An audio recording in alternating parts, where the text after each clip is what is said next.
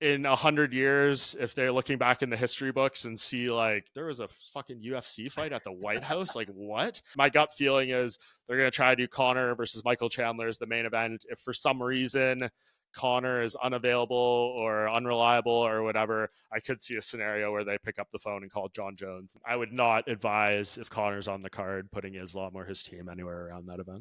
Another thing that's a really hot topic right now, how is the media looking at the White House card? Do they think it's gimmicky? Do they like the idea? Give me some feedback on this. And who do they think? Who do you think? Who do you think should be the main event? I mean, where we're at right now, where do you guys looking for main event and co-main event? Give me those two. Yeah. So it's interesting, just like as a whole, as a Canadian, right, living in Toronto, like it's interesting to me kind of look at this from the, I completely understand like the significance of it. I mean, I don't care where your politics lie, wherever, but like in 100 years, if they're looking back in the history books and see like there was a fucking UFC fight at the White House, like what? That's gonna be like crazy stuff. So you want to be part of that to a degree. So that's what like you find cool. But I mean, it's got to be. It seems like Conor McGregor is the one they want. That things are trending towards. You know, he's saying that he's being healed by Jesus in Mexico or whatever. So maybe he's on the comeback trail. Yeah, right. Is that what we're calling psychedelics these days? Jesus? Is that what we're? Yeah, I don't know. So that was an interesting post. Like it seems like from what I hear, like he did take a valid social media break. He is in the gym training. That's great for a week or a month. Can you sustain it over 6 months, 8 months, get through a training camp, get through temptations that may pop up in your life, all that stuff. That's what we're looking towards. But my gut feeling is they're going to try to do Connor versus Michael Chandler as the main event. If for some reason Connor is unavailable or unreliable or whatever, I could see a scenario where they pick up the phone and call John Jones and say, hey buddy, come through. But the one thing I did hear, not reporting it as fact or anything, I heard there might only be 6 fights on this White House card. So if that's the case, then there's certainly going to be, a very limited level of entry there. But yeah, I could see them doing Connor and maybe like a Kayla Harrison title fight or something like that. I don't think it's going to be Connor, John Jones, Ilya versus Islam, Kayla Harrison, like 4 title fights, all this stuff. I think if you can get Connor there in the cage versus Chandler, a few other high profile fights, I think you say we've done our job here. Yep. No, I said what it is. It's going to be ROI. What's my return on investment? Connor's going to sell all the same seats and tickets that John Jones would sell or anybody else. Yeah. I also think that you have to have Kayla Harrison on this card. My personal, like she's a 2-time Olympic gold medalist. She's, won a world title in the PFL, won a world title in the UFC. She's been very dominant. Her and Amanda Nunes, to me, is you have to have them on the card at some place, somewhere. She represents the U.S.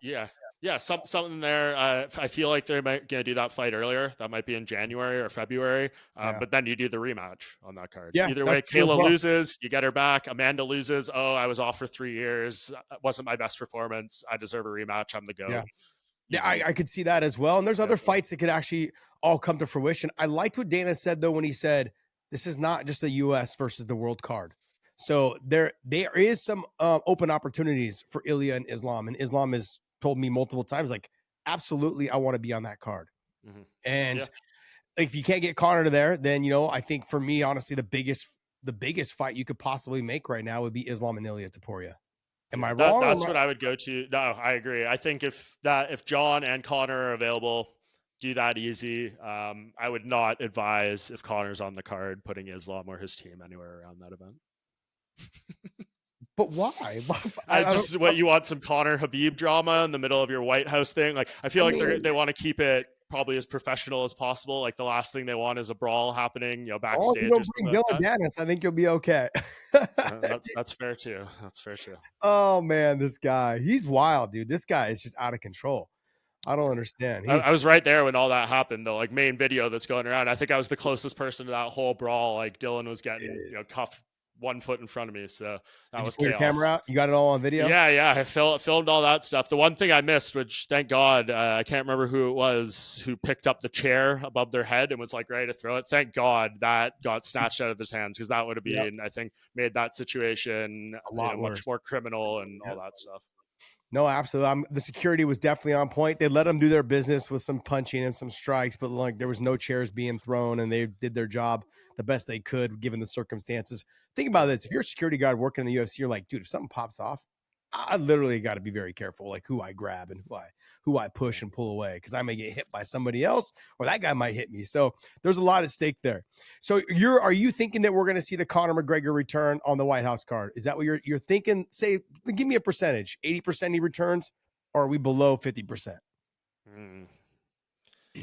I'll be optimistic and say like 70%. I mean, again, I think they want him there. I think President Trump wants him there. I think he wants to be there. I think Chandler is ready to take the fight at the second they send it to him for whatever amount of money they offer him.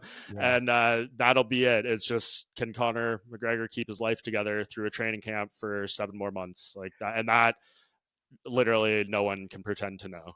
Do you have him above any other title fight you could possibly have? It's very rare that you put a non-title fight as the main event, but this is also a very rare situation where we go to the White House. And I said this from the beginning, you shouldn't have any more than 5 or 6 fights. It just, it doesn't make sense. It doesn't make sense to have all the fighters there. Do a 6-fight card. You're on CBS. CBS is only going to run 33 hours at the max probably. And that's it. They're going to run commercials in there. Probably, I'd say they might get 3.5 hours out of it, but that's it. They're going to be done. I've worked with CBS before.